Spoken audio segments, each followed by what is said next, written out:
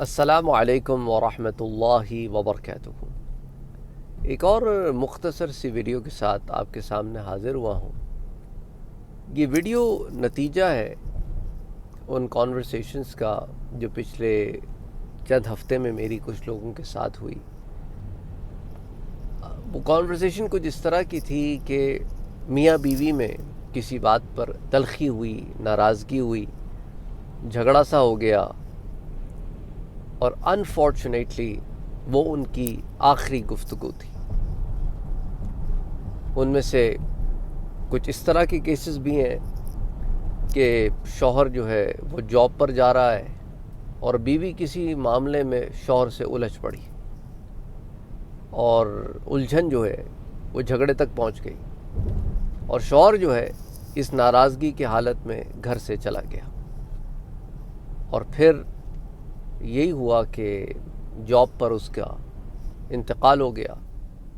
یا راستے میں انتقال ہو گیا،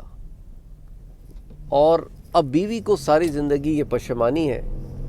کہ میری آخری ملاقات میرے جیون ساتھی سے، میرے شوہر سے، وہ ایسی تھی کہ وہ مجھ سے روٹھا ہوا تھا، ناراض تھا۔ اسی طرح بعض دفعہ ایسے ہوتا ہے کہ میاں بیوی جو ہے وہ جھگڑے کی حالت میں سو جاتے ہیں، ایک دوسرے سے ناراض ہوتے ہیں، جھگڑا ہوتا ہے، اسی حالت میں سو جاتے ہیں، اور پھر یہ ہوتا ہے کہ صبح ان میں سے ایک نہیں اٹھتا، اللہ کو پیارا ہو چکا ہوتا ہے۔ پھر ساری زندگی یہ پشیمانی ہوتی ہے کہ میری بیوی مجھ سے رات میں ناراض تھی اور وہ اسی طرح اس دنیا سے چلے گئی، یا میرا شوہر مجھ سے رات کو ناراض تھا، وہ اسی طرح دنیا سے چلا گیا۔ دیکھو، دو چار باتیں ان کا خیال رکھیں آپ۔ میاں بیوی جو ہے وہ مودت، محبت، پیار، دوستی کے رشتے ہیں۔ ایک تو خیال رکھیں کہ رات کو ایک دوسرے سے ناراض نہ سوئیں، جو روٹھا ہو دوسرا اسے منا لے، اور دوسری بات، اگر کوئی منانے کے لیے محنت کر رہا ہو، کوشش کر رہا ہو نا، تو اس کو ہارڈ ٹائم نہیں دیتے۔ ہمارے ہاں خواتین میں یہ بھی بڑا مسئلہ ہے کہ وہ کہتے ہیں جی یہ میرا ناز ہے۔ اب وہ کوشش کر رہا ہے، بندہ ایفرٹ کر رہا ہے، وہ کہتی نہیں جی میں نہیں مانتی، منہ سے تو نہیں بولتی لیکن اداؤں سے میں نہیں مانتی، اور وہ پھر یہی ہوتا ہے کہ رات میں بندہ اسی کیفیت میں سو جاتا ہے کہ یار یہ مانی نہیں، اور بیوی اسی کیفیت میں سو جاتی ہے کہ چلو کل دیکھیں گے، اور پھر کل نہ ہو پھر کیا کریں گے۔ اس لیے کوشش کیا کرو کہ محبت اور پیار کے ان رشتوں میں رات میں روٹھے نہ سویا کرو، اور حدیث میں بھی اس کی وعید آئی ہے۔ اور دوسری بات یہ ذہن میں رکھیں کہ جب کوئی گھر سے جا رہا ہو، جاتے ہوئے شخص سے جھگڑا نہ کیا کرو، چاہے شوہر جا رہا ہو کام پر یا بیوی کسی کام سے جا رہی ہو، جھگڑے نہ کیا کرو۔ کیا خبر یار، واپس لوٹیں نہ لوٹے، اللہ بہتر جانتا ہے۔ محبت اور پیار سے ایک دوسرے کو الوداع کیا کرو، اور جب گھر سے جائے نا کوئی، اگر شوہر جا رہا ہے کام پر، تو محبت سے الوداع کیا کرو، ایفرٹ کیا کرو۔ یہاں ہمارے ہاں یہ بھی سننے میں آتا ہے کہ شوہر حضرات کہتے ہیں ہم اٹھتے ہیں کام پر چلے بھی جاتے ہیں، یہ مست ہے، بیٹھی رہتی ہے، اپنا جو مرضی کر رہی ہے، کرتی رہتی ہے، فون پہ چپکی رہتی ہے، کوئی ہوش نہیں ہوتا اس کو۔ دیکھو، محبت اور پیار کے رشتوں میں محبت اور پیار چاہیے ہوتا ہے، تو اس لیے تھوڑی ایفرٹ کریں۔ اسی طرح بیوی جا رہی ہوتی ہے، شوہر صاحب مست ہوتے ہیں اپنے گیموں میں، یہ بھی ایک بڑا مسئلہ ہے ہمارے ہاں۔ بندیاں اکثر شکایت کرتی ہیں شوہر فون ہی نہیں چھوڑتے، گھر آ کے کیا کر رہے ہیں حضرت، گیم کھیل رہے ہیں، گھنٹہ ڈیڑھ گھنٹہ بیٹھے گیم کھیل رہے ہوتے ہیں۔ آئی مین واٹ از دس نانسنس، سارا دن آپ باہر رہتے ہو، پھر گھر آ کے بھی فون سے چپکے رہتے ہو۔ یار یہ کس قسم کے ہم نے ریلیشن شپس بنا لی ہیں، تو ان سے پرہیز کریں۔ ایک اور بات یاد رکھیں کہ اگر خدا نخواستہ، کیونکہ وہ جو کیسز میرے پاس آئے ہیں وہ اس طرح کے ہیں کہ شوہر اس دنیا سے چلا گیا، اس وقت ناراض تھا،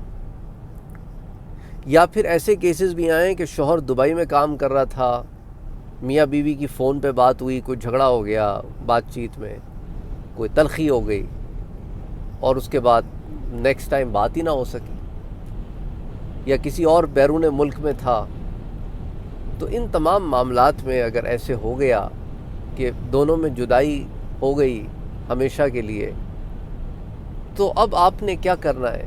ایک تو ہوتا ہے نا گلٹ تو رہتی ہے انسان کو کہ یار یہ میں نے کیا کیا ہے، لیکن اللہ تعالیٰ جو ہے وہ ساری زندگی انسان کو اس گلٹ میں رہنے کو نہیں کہتا،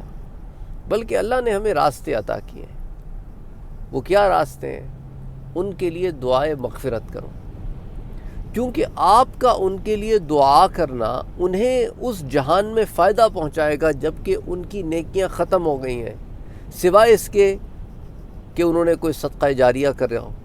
یا ان کی اولاد ان کے لیے نیک اولاد دعا کرے، ان کے کوئی نیک اعمال ہوں، تو اب دعا کے ذریعے ان کو راحت پہنچائیں، ان کے لیے نیک کام ایصال کریں، وہ انہیں توفتاً ملتے ہیں اور بنام ملتے ہیں۔ تو سوچے کوئی یہاں سے جانے والا وہ انتظار میں ہوتا ہے کہ پیچھے رہنے والے مجھے کوئی تحفہ بھیجیں، اور وہ تحفہ میرے لیے آسانی کا سبب ہو۔ اب یہ جو تحفے انہیں دیے جاتے ہیں، اب اس کی کیفیات مختلف ہو سکتی ہے۔ مثال کے طور پر اگر وہ کسی عذاب میں گرفتار ہے تو اس عذاب میں کمی ہو جائے گی، اور ہو سکتا ہے کہ عذاب ختم ہی ہو جائے۔ اس پر بھی میں نے آپ کو عالم برزخ سیریز میں دروس دیے ہیں، یا برزخ کی زندگی کی مختلف پلے لسٹ ہے نا، ایک مرنے کے بعد کی پلے لسٹ ہے، ایک برزخ کی زندگی کی پلے لسٹ ہے، اور ایک عالم برزخ کی پلے لسٹ ہے۔ 3 مختلف پلے لسٹس ہیں، تو ان میں نے آپ سے بڑی تفصیل سے بات کی ہے۔ 150-200 کے درمیان دروس ہیں وہاں پہ عالم برزخ سے متعلق۔ تو ان کے لیے یوں دعا کرو تو یہ معاملہ ہو جاتا ہے۔ لوگ پوچھتے ہیں کہ بھئی کیا اگر کوئی سخت عذاب میں گرفتار ہو تو کیا اس پر سے عذاب اٹھ سکتا ہے؟ ہاں، اٹھ سکتا ہے عذاب اس پر سے، اس میں بھی گنجائش ہے۔ اس پر بھی میں آپ سے ذکر کر چکا ہوں، اسرائیلیات ہی میں سے صحیح، لیکن ایک واقعہ ایک نبی کا آتا ہے کہ ان کا گزر کچھ قبروں پر سے ہوا جنہیں عذاب ہو رہا تھا، اور پھر گزرے تو عذاب اٹھ چکا تھا، تو انہوں نے رب سے کہا کہ اللہ ان کا کیا عمل تھا کہ جس کی وجہ سے عذاب اٹھ گیا؟ تو کہا مجھے ان پہ رحم آ گیا، مجھے ان پہ رحم آ گیا تو میں نے ان پر سے عذاب اٹھا دیا۔ وہ ارحم الراحمین ہے، اس سے رحم مانگتے رہو اپنے لیے بھی اور ان کے لیے بھی جو چلے گئے۔ تو جو وہاں چلے گئے اگر کسی مصیبت یا پریشانی میں گرفتار ہے برزخ میں، تو آپ کی دعاؤں سے انشاءاللہ تعالی ثم انشاءاللہ تعالی آپ کے ایصال سے انہیں فائدہ ہوگا، اور اس سے اگر وہ کسی مشکل میں ہے تو اس سے باہر آ جائیں گے، اور اگر وہ نیک لوگ ہیں اور کسی مشکل میں گرفتار نہیں ہیں تو بھی ان کے آپ کے تحفوں سے انہیں خوشی بھی ہوگی، اور ساتھ ساتھ ان کے درجات کی بلندی کا سبب بھی بنے گا۔ یاد رکھیے، ایک روایت بھی میں نے آپ سے شیئر کی تھی کہ ایک شخص جنت میں داخل ہوگا، اور داخل ہونے کے بعد حیرانی سے اپنے رب سے پوچھے گا کہ باری تعالیٰ میرے اعمال تو ایسے تھے نہیں کہ مجھے جنت میں اتنا اعلیٰ مقام نصیب ہوتا، تو یہ مجھے مقام کیسے مل گیا؟ تو رب تعالیٰ فرمائے گا کہ ان دعاؤں کے طفیل جو تیرے حق میں کی گئیں تیرے بعد تیرے اپنوں نے۔ تو اسی لیے یاد رکھو، انہیں دعاؤں میں شامل رکھو ہمیشہ، اور ان کے لیے دعائیں کرتے رہو۔ تو اس طرح جو ہے آپ کے دل میں اگر کسی بھی قسم کی کوئی گلٹ ہے نا، اس کا بہترین مداوع بھی ہو جائے گا، اللہ تعالیٰ کی طرف سے آسانی بھی ہو جائے گی ان کے لیے بھی، اور آپ کو بھی یہ ہوگا کہ چلو میں ان کے لیے کچھ ایسی چیز کر رہی ہوں، یا اپنی بیوی کے لیے کچھ ایسی چیز کر رہا ہوں جس سے اسے اس دنیا میں فائدہ ہو رہا ہے اور اس کے لیے آسانیاں پیدا ہو رہی ہیں، کیونکہ وہاں پر اس کو آپ کا تحفہ نام لے کے دیا جاتا ہے۔ تو اس پر میں نے آپ کو پہلے بھی بتایا تھا کہ اسی طرح جو ہے لوگ پریشان ہوتے ہیں کہ ہماری اولاد وہاں چلی گئی ہے، جس تکلیف میں یہاں تھی کیا وہاں پر بھی ہوگی، کسی کو کوئی ڈسیبلٹی تھی، کسی کو کوئی اور معاملہ تھا۔ دیکھو، وہ جسمانی معاملات دنیا تک محدود ہوتے ہیں یہاں تک، بس دیٹس اٹ۔ جب عالم برزخ میں چلے گئے تو یہ ڈسیبلٹیز وغیرہ وہاں کنٹینیو نہیں ہوتی، روح تو بالکل صحیح ہوتی ہے نا، وہ جسم کے ساتھ پرابلم ہوتا ہے۔ تو بس وہاں پر سب بالکل ٹھیک ہے، وہاں کوئی تکلیف کوئی پریشانی نہیں ہے، کیونکہ وہ تو ویسے ہی اگر کوئی بالکل معصوم بچہ گیا ہو یا کوئی دیوانے ہو جاتے ہیں، پاگل ہو جاتے ہیں لوگ، تو ان کے اوپر سے بھی قلم اٹھا لیا جاتا ہے۔ ایک آدمی ہوش میں نہیں ہے تو اس پر تو شریعت تو ہوتی نہیں لاگو۔ تو ایسے معاملات میں یہ ہے کہ وہ نابالغ بچے جو ہیں وہ وہاں پر جنت میں ہیں، برزخ میں حضرت ابراہیم علیہ السلام اور حضرت سارہ کی پرورش میں، اس سے بڑی تفصیل سے میں آپ کو بتا چکا ہوں، اور نابالغ بچوں سے متعلق پوری لسٹ بھی پلے لسٹ بھی موجود ہے۔ تو اینی تفصیل سے بات کرنے کا یہاں مقصد یہ ہے کہ بات جو نکلی تھی اس کے علاوہ جو بات میں انکلوڈ کر رہا ہوں، کیونکہ کچھ لوگ اپنے آپ کو یہ الزام دے رہے ہوتے ہیں کہ شاید میری لاپرواہی کی وجہ سے میں شاید علاج نہیں کر پایا یا کر پائی، میرے بچے کے ساتھ یہ ہو گیا وہ ہو گیا۔ دیکھو جو ہونا ہوتا ہے نا وہ ہو کے رہتا ہے، جو قسمت ہوتی ہے وہ ہوتی ہے، جو ہونی ہوتی ہے۔ تو اس میں یوں اپنے آپ کو دوش دینا، اپنے آپ کو کوسنا، اپنے آپ کو مورد الزام ٹھہرانا، یہ صحیح طریقہ کار نہیں ہے۔ تو بہرحال آپ جو ہے وہ اس ضمن میں یہی کریں کہ ان کے لیے دعا کرتے رہیں، ان کے درجات کی بلندی کے لیے، اور بچوں سے متعلق یہی کہ وہ جسمانی معاملے تھے وہ یہیں ختم ہو جاتے ہیں، وہاں کوئی تکلیف کوئی پرابلم نہیں ہوتی انہیں، بلکہ وہ بڑے مزے میں ہوتے ہیں۔ اور اس پر میں نے آپ کو ایک دو واقعے بھی بتائے تھے حضرت عیسیٰ علیہ السلام کے ضمن میں، کہ ایک بچی کو زندہ کیا حضرت عیسیٰ علیہ السلام نے اس کی ماں کے کہنے پر۔ تو وہ بچی کہنے لگی کہ میں وہاں خوش ہوں، مجھے واپس بھیج دو، مجھے نہیں زندہ ہو کے واپس آنا۔ وہ خوش ہیں وہاں پہ، انہیں ضرورت نہیں ہے ہماری۔ ہاں ہم تڑپتے ہیں ان کے لیے، لیکن دیکھو یاد رکھو یہ دنیا جو ہے نا، یہ زندگی، this is not the end of the journey, یہ سفر کا اختتام نہیں ہے۔ یہ تو کفار کا عقیدہ ہے، مسلمانوں کے عقائد تو یہ نہیں ہے۔ مسلمان تو کہتے ہیں کہ جسٹ اسٹاپ، یہ تو سرایہ ہے، اس کے بعد we will continue on to the next level,